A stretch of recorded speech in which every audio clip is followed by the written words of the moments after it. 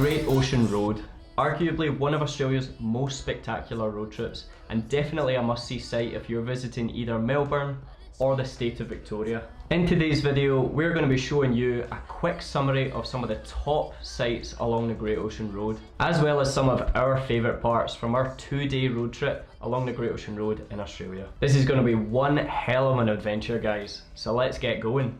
So first stop, where are we heading? Split Point Lighthouse. Split Point Lighthouse. You can see it as you're driving along the road. I think we're going to be running away from the rain though today. Yeah, very much so, the intervals. The clouds are chasing us.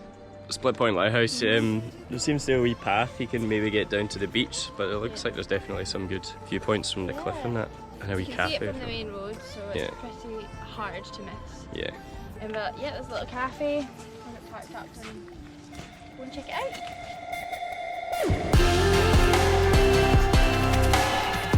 Split Point Lighthouse is one of the first stops that you'll reach on your journey towards the Great Ocean Road from Melbourne. The cliffside views and the spectacular beaches make it a perfect place for you to get out and stretch your legs. We stopped here for a quick wander, soaking up the sea breeze and enjoying the crash of the waves, before we headed on to one of the Great Ocean Road's more delicious attractions. It's not even open yet. It's going for chocolate before 9 o'clock. It's literally 9 o'clock and we saw a sign at the side of the road. So what was it? Great Ocean Road Chocolaterie? Chocolaterie. And Creamery. yeah, infinite beauty of the Great Ocean, the open ocean, endless horizon, and we're gonna go and eat chocolate. Yeah. But I mean, it sounds good to me. Yes, but Who would not be doing that? Why wouldn't we stop doing it? Here we go.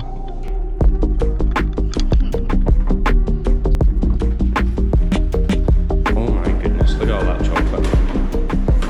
And it's all for us. So we came to a place like this before, and basically you just get free samples of chocolate. The only rule being that you need to use a spoon to eat it. How is it?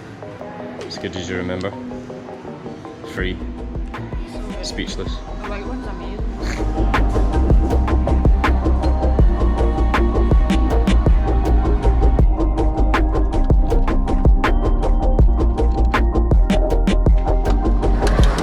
Up at our second spot, and we pulled up right beside this a big tree, like just here, and we're just talking about like how ancient this part of the world is. Like I think that's the biggest tree I've ever seen in my life, and probably got to be at least 200 or 300 years old.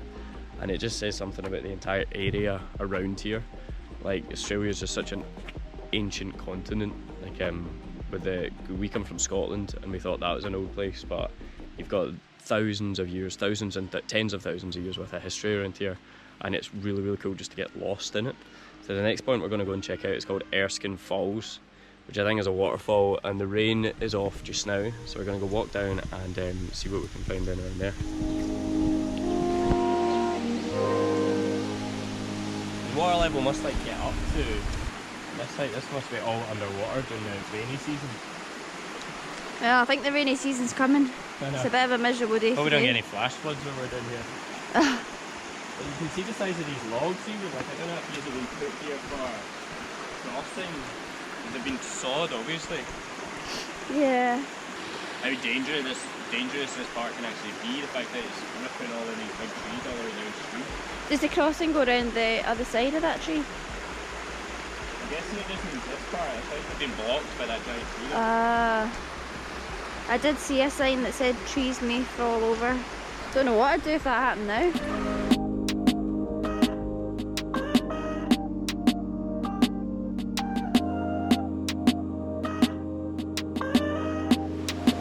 So like one thing about places like this, and I guess first world countries, is like the amount of actually construction that goes into these tourist areas. And I don't really know how much I like all this wooden and metal and the platforms and the barriers and everything. Especially coming from Bali, where you had so many waterfalls that were just like untouched, despite even how busy they would be. And to come and to a place like this where the natural beauty has been destroyed, basically it's because it's so popular and such a tourist area. Well, it's been like destroyed by the number of like safety barriers that you have around here. I mean, I don't know how you guys feel about that. Let us know, like, you know, whether you like the safety barriers or whether you agree with us, and let us know in the comments. But for me personally, I always feel like it kind of takes away from the beauty of the places. Yeah, it does. I guess it's just, as you said, health and safety.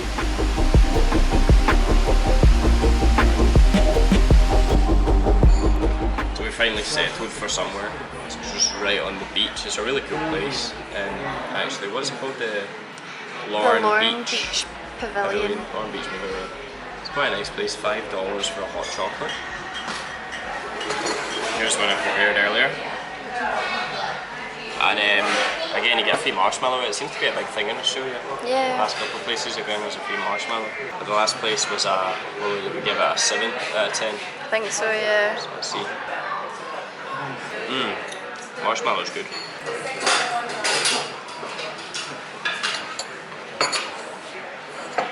It's alright. It's not very chocolatey. That's because you need to stir it. Yeah, we always make this mistake, like we drink half of the cup, thinking, yeah, it's not the best one ever. And then we get down to like the last half, realise it's having a bit of chocolate that much at the bottom of the cup, and then you've got like basically a shot of like solid chocolate. I'd give it a 4 out of 10. Oh dear. It's not very good. You're not encouraging me. Really? Yeah, it's not good. There's Oh. not enough chocolate in it. Alright, so nice wee hot chocolate, and it's getting late and getting to dinner time, so before I'm tempted to buy anything out of that cafe, I know. we better go and find a campsite for the night and have dinner and get an early night because we've got another big busy day tomorrow. But Gemma said there's one camping spot not far from here. Yeah, 8 kilometres north of here. I found it on WikiCamp, so we're going to head up there and see if there's any spots left because it's quite busy around here. So Yes, it's coming into summer, so in summer I can tell this will be a very busy place. But let's go and see what this campsite's like. Alright, is it going to be busy or is it going to be quiet?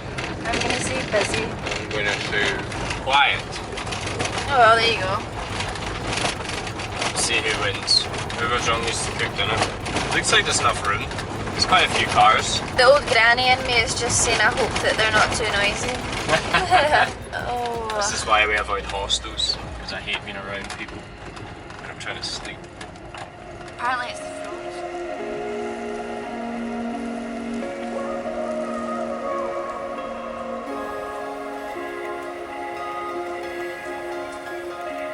So this is what you can expect to find at a free campground toilet. To be honest, this one's a pretty good one. Not any drinking water, but good enough. Hole in the ground.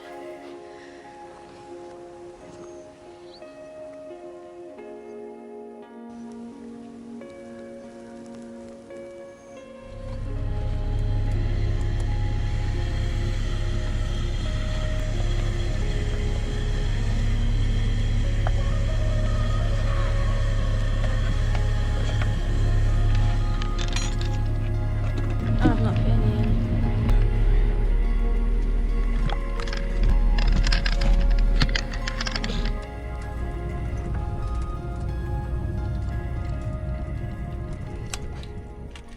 So we just pulled over the side of the road and the sun literally just came out over this marsh behind us, so we're going to try and get a good shot here.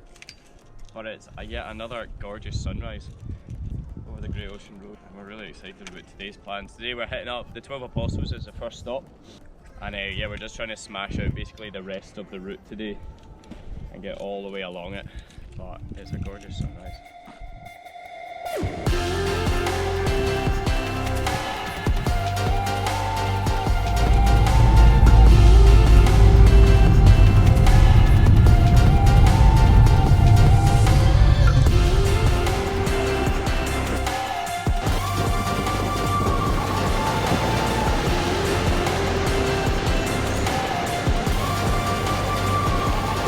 Yeah, so it's actually really quiet at 12 Apostles. These beautiful natural rock formations.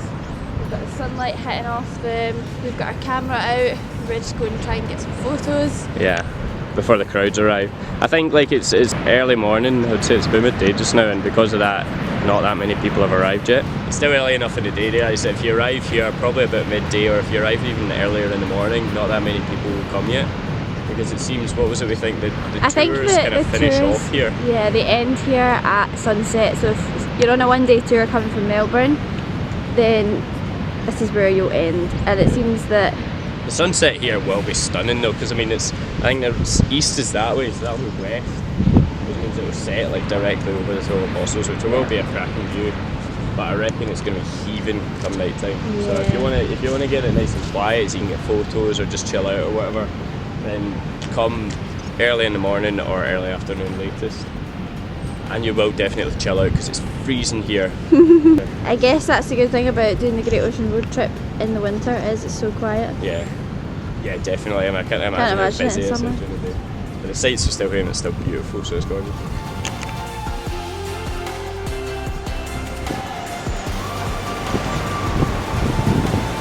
We've got one more site which we're going to try and see before that rain cloud hits us. What is it, Jim? It is Lochard Gorge, I believe. It does look proper stunning this bit, so hopefully the tide is right, because last time we saw the pictures of it, you can get a high tide and a low tide on it. Yeah, we've not checked the tide, so... Well, so it depends what kind of tide it is. But no, it looks beautiful. It'll be nice to go and see it anyway. Got lucky with the tide.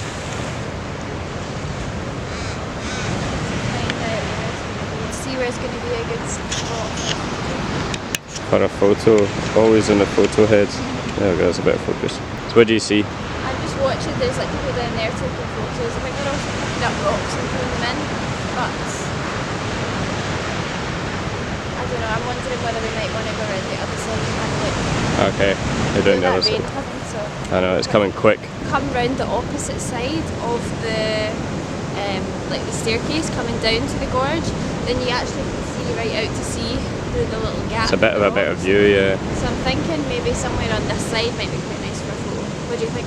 I think round here is going to be a good spot. Wait for the clouds to clear and then maybe up on that rock. Do you think? Jump up? Why are you going round to the... You're going round to the big side. Go round the small side, Gemma. There you go. Like a model. What do you think up here? Do a pose. What a model. So we just finished getting a photo of the day down at the gorge. Yeah, we'd have been here all day if we waited for these lads to move. It's really funny because they're all getting the one photo and they're standing with their back to the camera, but they're standing right on the sea. So they're shouting around to their pal, telling them, you know, oh, do it like this. And before they know it, they've all got wet feet. You're so good. Take their shoes off and taking their shoes off but and every everything. time we turned around, there was more. I know, it just kept multiplying. But it's getting busier and busier, so definitely recommend getting here early as well. Continuing along the coast, you will find numerous other deserted and beautiful beaches, as well as other sites that you simply need to explore. Highlights that sit west of the 12 Apostles that are often overlooked include the Bay of Islands and London Bridge.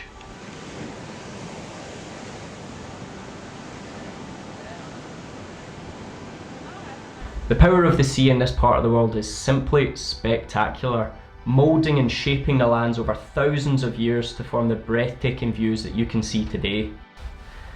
The Great Ocean Road is definitely one of the best road trips in Australia and is something that you can't miss out on when you visit the state of Victoria. These are just some of the top sites on the Great Ocean Road, and we cannot wait to go back and explore even more of them for ourselves.